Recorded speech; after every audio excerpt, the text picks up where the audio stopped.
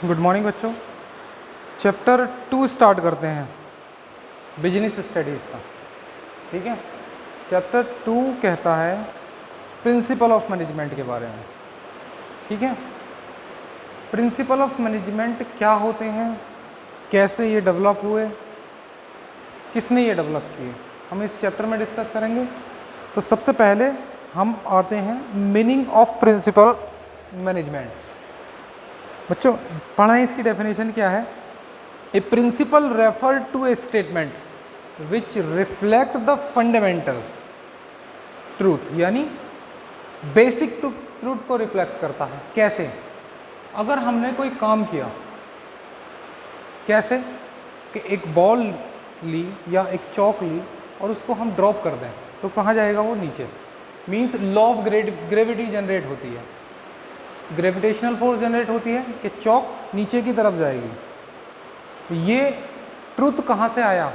पहले हमने इसको एक्सपेरिमेंट करके देखा ना, तब जाकर ये क्लियर पता लगा कि ऐसा होता है, यानी आगे भी हम अगर ऐसा करेंगे तो ऐसा ही होता रहेगा।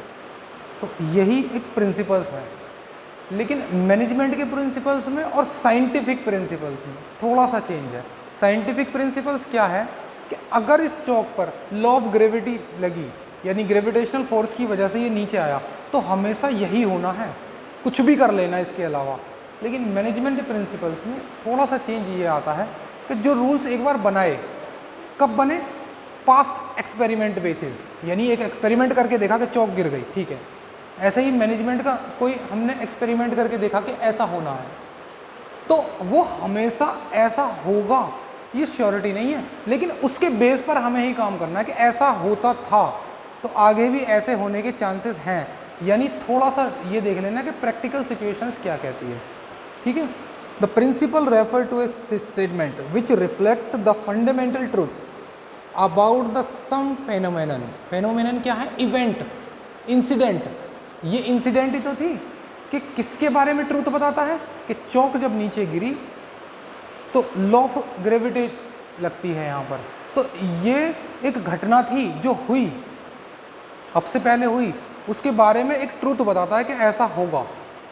ठीक है, base on the case and effective relationship, यानी पास्ट इंसिडेंट का रिलेशन आने वाली इवेंट्स पर इफेक्ट पड़ता है, यानी जो पीछे हुआ ऐसा होने की संभावनाएं मोस्ट प्रोबेबल ज़्यादा हैं, तो हमें उसके हिसाब से चलना है।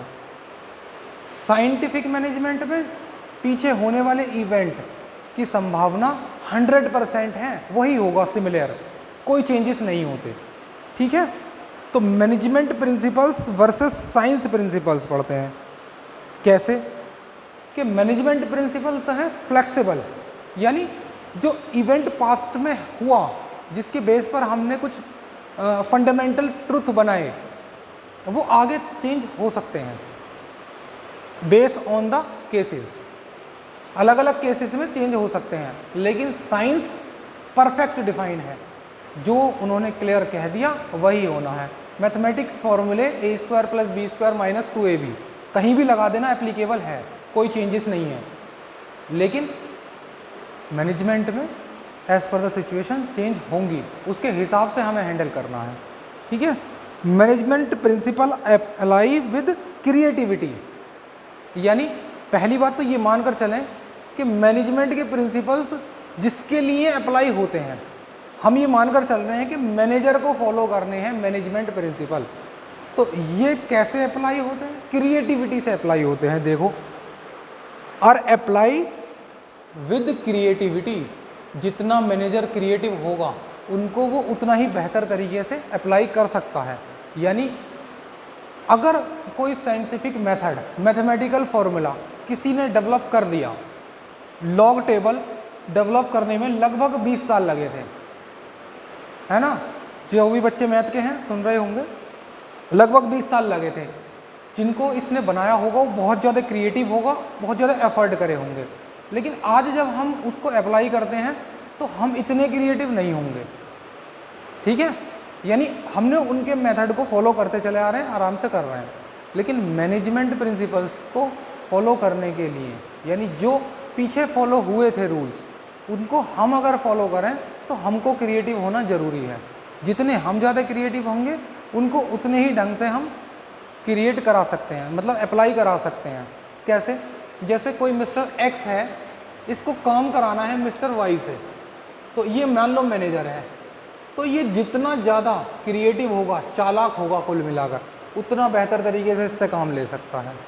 ठीक है, तो ये मैनेजमेंट प्रिंसिपल कहता है। लेकिन साइंस में वाई को काम करने के लिए या एक्स को काम करने के लिए सिर्फ अपने पुराने मेथड को देखना है, जो डेवलप हुए उनको फॉलो करना है।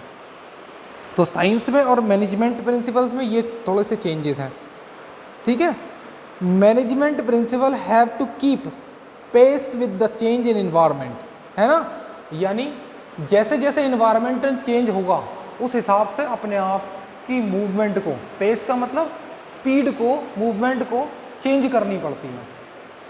जैसे क्लास में कोई बच्चा है, मैंने कोई टॉपिक पढ़ाना शुरू करा, तो किसी टॉपिक को तेज भी पढ़ाना होता है, किसी टॉपिक को आराम से रोक कर भी पढ़ाना होता है। यानी क्या कर रहे हैं हम, चेंज इन इन्वायरमेंट के साथ में अपनी पेस को चेंज कर रहे हैं, हम पिच वेरिएशन को चेंज कर रहे हैं। कभी कभी कोई टेक्निकल वर्ड होता है तो उसको हमें हाईलाइट करके बताना होता है, रोक कर बताना होता है। ठीक है, लेकिन साइंस क्या है, साइंटिफिक प्रिंसिपल्स जो डेवलप हो गए फाइनलाइज वही होने, कोई चेंज नहीं होना उसमें। ठीक है बच्चों, ऐसे ही कुछ मैनेजमेंट प्रिंसिपल और टेक्निक आती हैं। मैनेजमेंट प्रिंसिपल्स क्या बताते हैं, गाइडलाइन बताते हैं, लेकिन टेक्निक बताती है वो तरीका जिससे हमें चलना है। ठीक है, एक वे है, इस रास्ते पर हमें जाना है। कहाँ पहुँचेंगे हम, मान लेते हैं दिल्ली के लिए जाता है ये रास्ता, तो हम जाकर यहाँ स्टैंड कर रहे हैं तो एक बोर्ड लगा, बोर्ड ने बताया वे टू दिल्ली, ये है। ठीक है, और कौन सा रूट है ये, बस रूट है।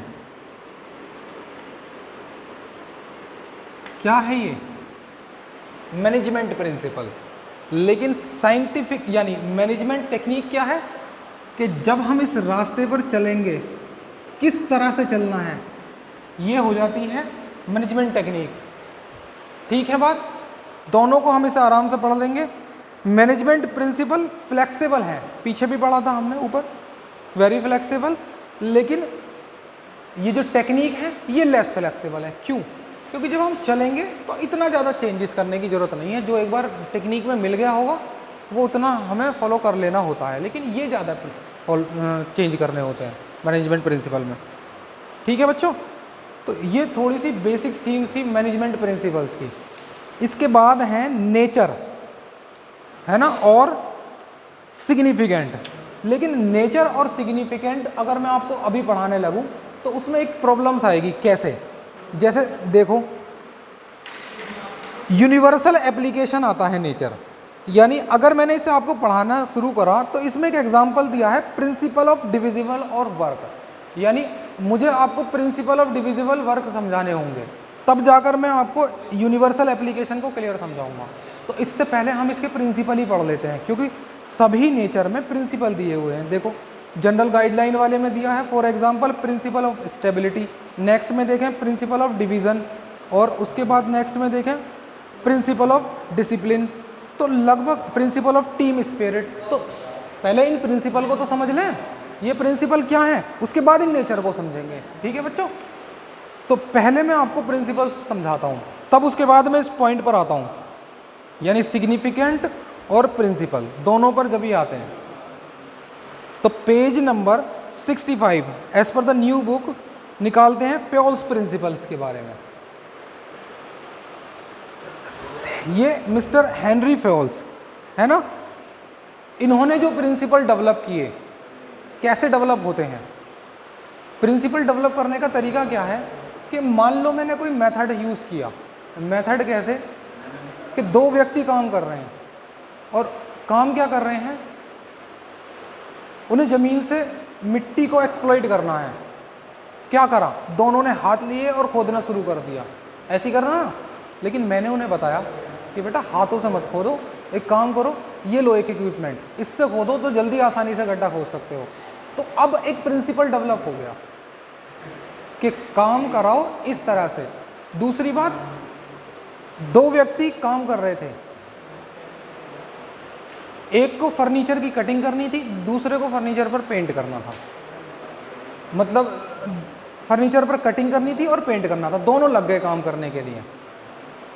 मैंने उन्हें एक टेक्निक बताई, एक काम करो, एक व्यक्ति तो बैठो कटिंग करने के लिए, दूसरा बैठो उस पर पेंट करने के लिए, काम जल्दी हो जाएगा। तो ये क्या थी, ये एक ऐसी टेक्निक मैंने उन्हें मतलब प्रिंसिपल रूल्स बता दिया कि अगर इसी को फॉलो करोगे तो काम अच्छे तरीके से होगा as per the previous condition.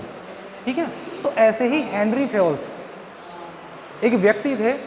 कौन थे, देखो background of history and history, एक इंजीनियर थे।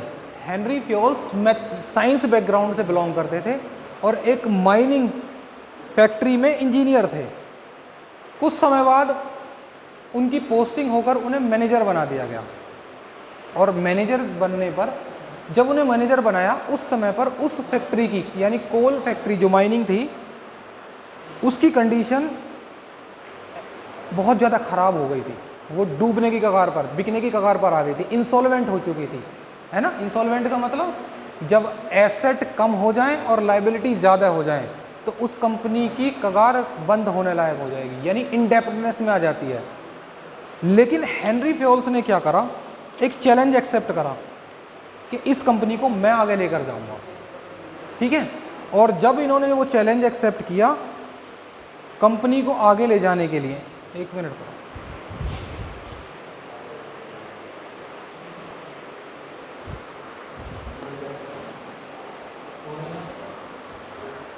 तो उन्होंने अपने कुछ तरीके यूज़ किए। कैसे तरीके, जैसे कोई प्रोडक्शन करना था, उन्हें कोल निकालनी थी, ज़मीन से कोल निकालना था, मान लेते माइनिंग कंपनी थी, तो 10,000 वर्कर उनके यहाँ काम कर रहे थे। वो 10,000 के 10,000 एक साथ काम कर रहे थे। तो पता क्या करते होंगे वो, एक तो आपस में क्लैशिंग बहुत ज़्यादा आ रही होंगी, दूसरा जब 10,000 एक साथ काम कर रहे होंगे तो उनमें से बहुत सारे लोग काम नहीं कर रहे होंगे और ये नहीं पता लग पा रहा होगा कि कौन काम कर रहा है नहीं कर रहा। तो फ्योल साहब ने एक रूल्स यूज़ करा कि उनके ग्रुप बनाए गए, 10-10 व्यक्तियों के ग्रुप बनाए और उन व्यक्तियों के ऊपर एक व्यक्ति लीड करने के लिए बैठाया। किस लिए, ऐसे देखो समझ में आती है, क्योंकि कंपनी डूबने का कारण क्या था कि कंपनी काम अच्छा नहीं कर रही होगी, यही तो कारण होगा। उसके काम के तरीकों को इम्प्रूव करना है और उससे प्रॉफिट कमा कर देना है। देखो मैंने ये छोटे छोटे व्यक्ति, मानो 5-5 व्यक्तियों के ग्रुप बनाए और इनके ऊपर एक व्यक्ति बैठाया, ये लो, ऐसे ही बहुत सारे ग्रुप बना दिए होंगे, है ना, और इनके ऊपर एक व्यक्ति बैठा दिया होगा। इनका काम क्या है, इस व्यक्ति का, इन सबको देखना कि काम कर रहे हैं नहीं कर रहे हैं। ये इन सबको देख रहा होगा, ये इन सबको देख रहा होगा, ठीक है, और इन तीनों के ऊपर एक व्यक्ति बिठाया, ठीक है, और ऐसे ही एक और चेन बना दी होगी और यहां पर बैठा है मैनेजर। मैनेजर कौन थे, हेनरी फ्योल्स, वो इसको हैंडल कर रहे थे, इन दो को हैंडल कर रहे थे। तो मैनेजर साहब ने, हेनरी फ्योल्स साहब ने सिर्फ 2 से कहा कि तुम्हें देखना है और 2 ने अगलों से कहा। अब जब ये काम नहीं करेगा तुरंत ये पकड़ेगा, मानो अगर ये नहीं पकड़ता है तो ये पकड़ लेगा इसे तुरंत, भाई तू क्यों खाली बैठा है, क्या कर रहा है, इनको क्यों नहीं देखता, ठीक है।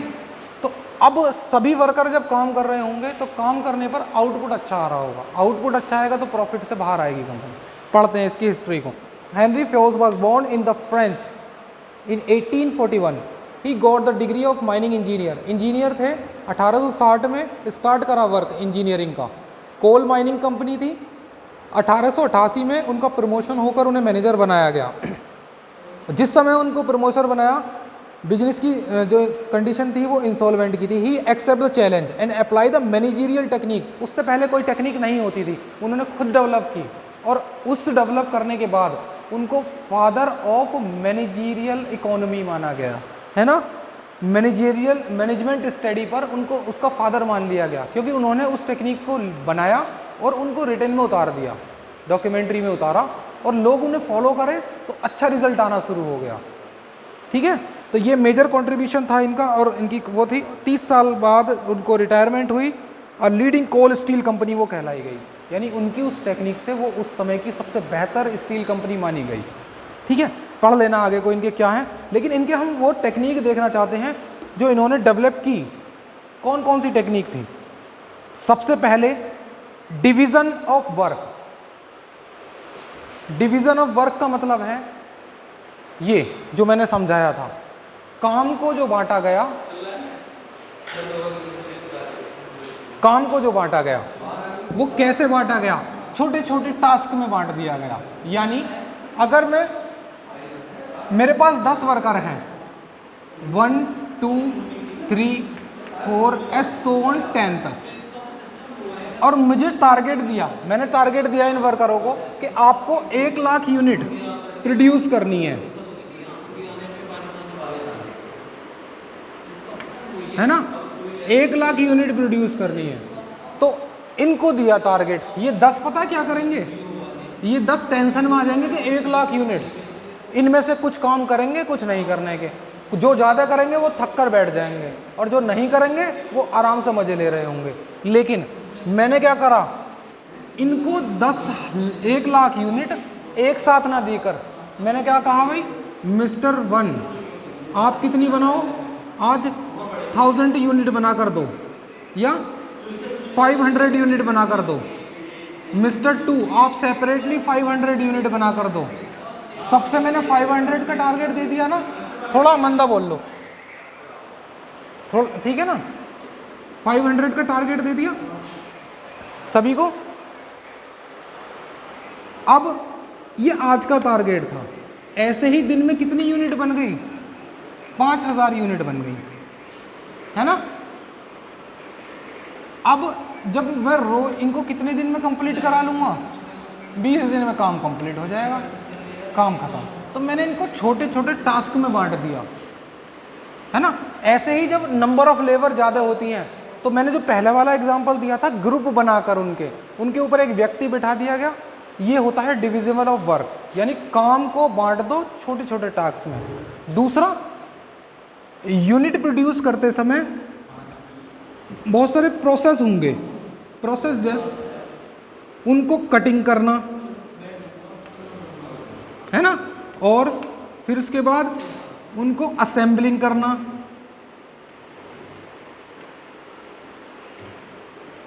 ऐसे और भी फर्दर होंगे स्टेप। अब मैंने क्या करा, हेनरी फ्योल साहब ने, कि जब डिविजिबल ऑफ वर्क का फॉर्मूला यूज किया, तो इसमें से कटिंग करने की टैलेंट जिसके पास ज़्यादा था उसको लगाया कटिंग करने पर, असेंबलिंग करने की काबिलियत जिसमें ज़्यादा थी उसको असेंबलिंग करने पर। सोचो अगर असेंबलिंग करने वाला जो मिस्टर 3 था, इसको असेंबलिंग करनी बहुत अच्छी आती है, मैंने बैठा दूँ कटिंग करने पर, तो काम तो अच्छा कर ही नहीं पाएगा। तो ये रूल्स हमने इसका यूज़ किया, यानी अगर कॉमर्स वाले बच्चों को मैं साइंस का वर्क दे दूँ तो नहीं कर पाएंगे, साइंस वाले बच्चों को कॉमर्स का वर्क दे दूँ, ले भाई बैलेंस शीट बना कर दिखाओ, तो अल्फ़ा बीटा लगा कर रख देंगे वहाँ पर, है ना, तो नहीं हो पाएगा वहाँ पर। यानी जिसका जो काम है, जो जिसमें एक्सपर्ट है, उसे उसी में ही लगाओ, और यूनिट को बांट दो स्मॉल यूनिट में, मतलब जो हमारा वर्क है उसको स्मॉल टास्क में बांट दो।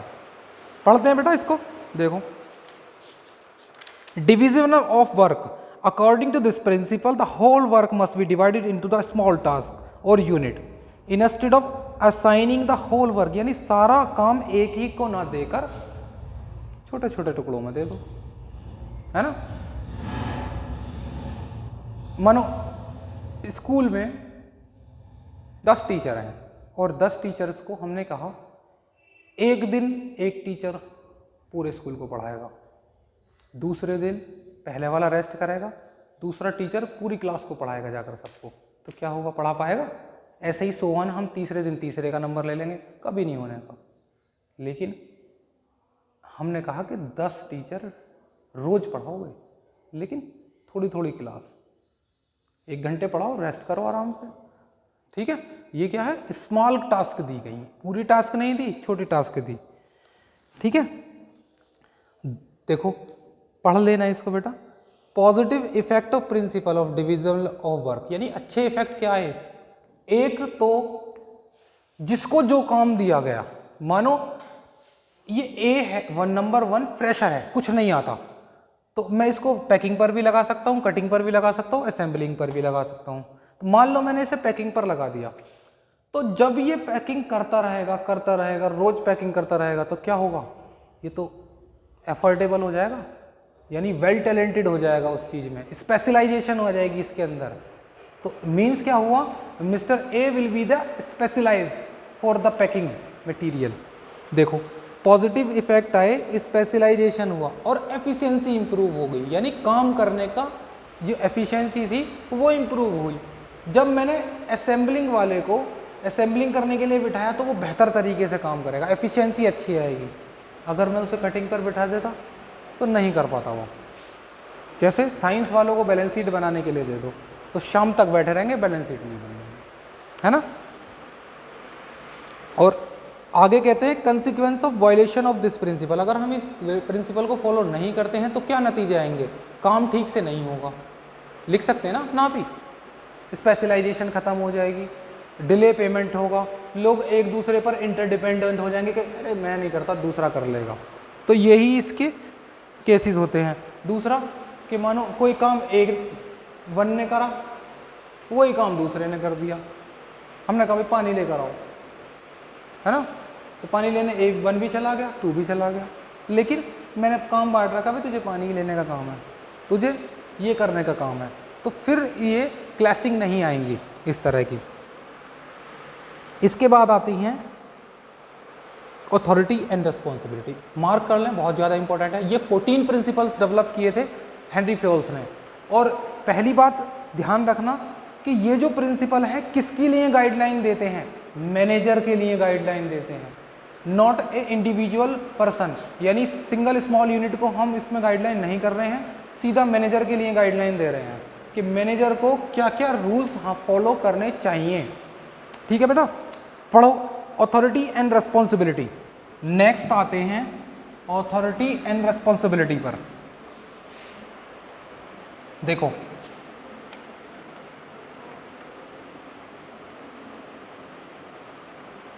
एंड रेस्पॉन्सिबिलिटी, ठीक है, कर लेना इसको। क्या कहती है, अथॉरिटी का मीन्स होता है अधिकार, है ना, मैंने शॉर्ट में लिख दिया, ये मत सोचना कि स्पेलिंग इतनी सी है, मिस्टेक है। और रिस्पॉन्सिबिलिटी का मतलब होता है जिम्मेदारी, ठीक है बच्चों। अब सोचो, ये मिस्टर ए कौन है, मैनेजर साहब हैं, ये मैनेजर साहब हैं, मैंने इनको काम की जिम्मेदारी, मैनेजर कौन, जो मैनेज करता है चीज़ों को, और मालिक की बात हो रही है, मालिक ने क्या करा, ओनर ने इसको कहा कि तुम्हें पूरी कंपनी की देखरेख करनी है ना,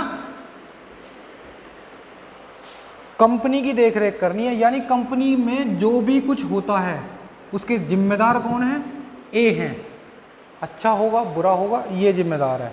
लेकिन मैनेजर को ना तो टीम को सेलेक्ट करने का अधिकार है, यानी अगर कोई व्यक्ति जॉब मांगने के लिए आया उस कंपनी के अंदर तो मैनेजर नहीं सेलेक्ट करेगा उस व्यक्ति को, कौन करेगा, मालिक करेगा। सैलरी कौन देगा, मालिक देगा। ऑर्डर कौन देगा, मालिक देगा। फिर मैनेजर क्या करेगा, यानी जिम्मेदारी तो मैनेजर के पास है, जिम्मेदारी तो है लेकिन अधिकार नहीं है, ठीक है।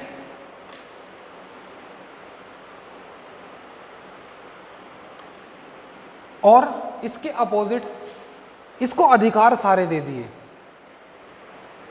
अधिकार का मतलब एम्प्लॉय भी तू लाएगा, उनकी सैलरी भी तुम्हें देखनी है, आउटपुट का ऑर्डर भी तुम्हें देना है, इनपुट का ऑर्डर भी तुम्हें देना है, सब कुछ तुम्हारे हाथ में है भाई मैनेजर साहब के। लेकिन कोई फर्क नहीं पड़ता, लॉस हो प्रॉफिट हो, टेंशन मत लो, आराम से मौज लो। मीन्स क्या हुआ यहाँ पर कि अधिकार तो बहुत सारे हैं लेकिन जिम्मेदारी नहीं है कुछ भी इसके ऊपर। तो यानी अधिकार और जिम्मेदारी दो अलग अलग बात हुई ना। अब इसका इफेक्ट क्या होता है, चलो मैं एक और एग्जांपल बनाता हूं। एक मिस्टर ए एक पुलिस ऑफिसर है ना। अब पुलिस ऑफिसर को गवर्नमेंट ने क्या करा, अपॉइंट किया, इनको अपॉइंट किया अपने यहाँ, कहाँ पर, मान लेते हैं सियाना के अंदर अपॉइंट कर लिया।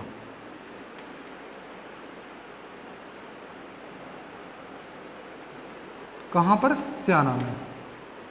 अब किस लिए अपॉइंट किया कि सियाना में होने वाली अच्छी बुरी घटनाओं के लिए तुम जिम्मेदार हो। अगर कोई भी बैड रिएक्शन आते हैं सियाना के अंदर तो तुम्हें हैंडल करने हैं। लेकिन बैड रिएक्शन कौन से, कोई भी क्राइम होता है, रॉबरी होती है, थीफनेस होती है, मर्डर होते हैं, अगर ऐसी कोई भी बैड रिएक्शन सिटी के अंदर होते हैं तो हमें उनको हैंडल करने हैं। ठीक है। अब समस्या ये आती है कि हमने इनको अपॉइंट किया और सारी जिम्मेदारी दे दी सियाना की, यानी अथॉरिटी दे, यानी रेस्पॉन्सिबिलिटी दे दी, ये हमने इसको दे दिया। लेकिन जब at the time of incident of crime, यानी कोई घटना हुई क्राइम की, मान लेते हैं मार्केट के अंदर डिस्प्यूट हो गया, कुछ जो बैड अफेक्टेड व्यक्ति होते हैं, क्रिमिनल्स टाइप के, क्रिमिनल माइंड के, उन्होंने आकर बाजार में ड्रामा करना शुरू कर दिया और गन्स वगैरह निकाल ली। अब मिस्टर ए वहाँ पर पहुँचे, उनके हाथ में गन तो है लेकिन चलाने का अधिकार नहीं है। अब इसके बाद इनके साथ में समस्या क्या आएंगी, इनके साथ समस्या ये आएंगी कि ये काम ठीक से नहीं कर पाएंगे। क्यों? क्योंकि ये अपनी जिम्मेदारी को निभा ही नहीं पाएंगे, यानी ये जो रिस्पॉन्सिबिलिटी है क्या इसको निभा पाएंगे, नहीं ना, यानी इसको फॉलो नहीं कर पाएंगे क्योंकि इनके पास अथॉरिटी नाम की चीज़ नहीं है, अधिकार नहीं है, रिस्पॉन्सिबिलिटी है तो फॉलो नहीं हो पाएगा। दूसरा, मैंने इनको अधिकार सारे दे दिए। अधिकार क्या मतलब, कोई भी कुछ भी घटना हो जाए तुरंत एक्शन लो, गन चलाने का, गोली चलाने का, सब कुछ अधिकार है तुम्हारे पास में, कोई भी एक्शन लेने का। लेकिन साहब क्या करते हैं, साहब ऑफिस से बाहर ही नहीं निकलते, आराम से मौज लेते हैं। तो क्या है इसका मतलब, अथॉरिटी तो है इनके पास में लेकिन जिम्मेदारी नहीं है, काम नहीं करते, निठल्ले हैं साहब। या दूसरी जिम्मेदारी नहीं होने का कारण क्या हो सकता है कि इनके पास में कोई काम ही नहीं है, आराम से बैठते हैं ऑफिस में। सरकारी बात, ऑफिसर्स की बात हो रही है मोस्टली केसेस में। बैंक में जॉब करने के लिए जाते हैं, जो बैंक एम्प्लॉय होते हैं उनके पास अथॉरिटी तो है लेकिन फॉलो नहीं करते, वो काम नहीं करते, यानी रिस्पॉन्सिबिलिटी फॉलो नहीं करते या उनको काम ही ना दिया जाए। ठीक है। तो समस्या क्या आती है कि अगर एक व्यक्ति के पास अथॉरिटी है, रिस्पॉन्सिबिलिटी नहीं है तो भी कुछ नहीं हो सकता। अथॉरिटी नहीं है, रिस्पॉन्सिबिलिटी है तो भी बेकार, यानी authority is equal to responsibility होनी जरूरी है। यहां पर राइट इम्पैक्ट आता है। जैसे एक और एग्जांपल ले लो छोटा सा, कि अगर हम इस मिस्टर ए को जिम्मेदारी दे दें ज़्यादा और अधिकार दे दें कम, ठीक है, यहां पर लेते हैं अधिकार ज़्यादा हैं और रिस्पॉन्सिबिलिटी लेस है। मैं इसको ऐसे लिख देता हूं, अथॉरिटी क्या है, मोर, और रिस्पॉन्सिबिलिटी कम है, जिम्मेदारी कम है इसके पास में। तो इस केस में क्या होगा, ए मौज लेगा आराम से, कुछ नहीं करेगा, इस अधिकार का फायदा उठाएगा गलत, यानी ये भी गलत इम्पैक्ट। अथॉरिटी कम है, अधिकार कम है, जैसे इसकी कंडीशन थी बेचारे की, गन चलाने का अधिकार ही नहीं था, रेस्पॉन्सिबिलिटी ज़्यादा है ना, मोर, तो भी बेकार। यानी जितनी अथॉरिटी है उतनी रिस्पॉन्सिबिलिटी होनी चाहिए, और जितनी रिस्पॉन्सिबिलिटी है किसी के व्यक्ति के पास उतने उसके पास अधिकार भी होने चाहिए, तभी वो काम कर पाएगा। सेम सिचुएशन टीचर के साथ में आती है। अगर हम टीचर्स की जिम्मेदारी ये दे दें कि तुम्हें पूरे क्लास के रिजल्ट को देखना है, लेकिन हम उसको जो पढ़ाने का तरीका है ना उसको बाउंड कर दें कि अच्छा कोई टीचर पढ़ाने के लिए आया, ऐसे मत पढ़ाओ भाई, हमारे तरीके से पढ़ाओ, यानी हम टीचर को रोक रहे हैं कि उसके तरीके से नहीं पढ़ाना देना। कोई भी वो रूल्स अप्लाई करता है अपने तरीके से, हम उसको नहीं करने देते। तो मतलब क्या है, हमने उसके सर पर जिम्मेदारी तो बांध दी कि रिजल्ट तुझे देखना, लेकिन उसके हाथ में अधिकार नहीं है, कुछ भी काम नहीं कर पाएगा। दूसरा तरीका, हमने टीचर्स से कहा कि अपनी मर्जी से पढ़ा और रिजल्ट की टेंशन मत कर, फेल हो रहे हैं होने दे, है ना। तो मीन्स क्या हुआ, यहाँ पर हमने उसको अधिकार ज़्यादा दे दिए और जिम्मेदारी उसको कुछ नहीं दी, तो बात खराब। तो बेटा यहाँ पर क्या करना है, authority is equal to responsibility होनी है। Authority means the power to take the decision, यानी अधिकार, power to take the decision, and responsibility means the obligation to complete the job assigning on a time, यानी उसको duty करने की जिम्मेदारी। According to this principle there must be balance and parity between, यानी equal होने चाहिए, parity. The excess of authority without matching responsibility may bring the negative result, यानी अगर अथॉरिटी ज़्यादा हो जाती है, रिस्पॉन्सिबिलिटी से मैच नहीं होती है, तो नेगेटिव रिजल्ट होते हैं, चाहे वो दोनों में से कोई भी एक्सेस हो जाए। पढ़ लेना इसको, ठीक है ना। एग्जाम्पल यही है, इनमें यूनिट प्रोड्यूस करने का है। पॉजिटिव इफेक्ट क्या होंगे, मिसयूज नहीं कर पाएगा, यानी अगर हम authority is equal to responsibility करेंगे, मानो इसको अगर हमने अधिकार ज़्यादा दे दिए तो अपने अधिकारों का इस्तेमाल करेगा नहीं, मिसयूज करेगा या नहीं करेगा। कम दिए तो जिम्मेदारी उसके सिर पर बैठ जाएंगी, ठीक है। तो no misuse, help in the meeting of responsibility on the time without any delay, यानी अगर उसके पास अथॉरिटी भी इतनी है और अधिकार भी इतने ही है, तो मतलब क्या है, रिस्पॉन्सिबिलिटी भी इतनी है, तो वो काम अच्छे तरीके से करेगा और टाइम पर करके देगा। दो हमारे प्रिंसिपल्स हुए हैं।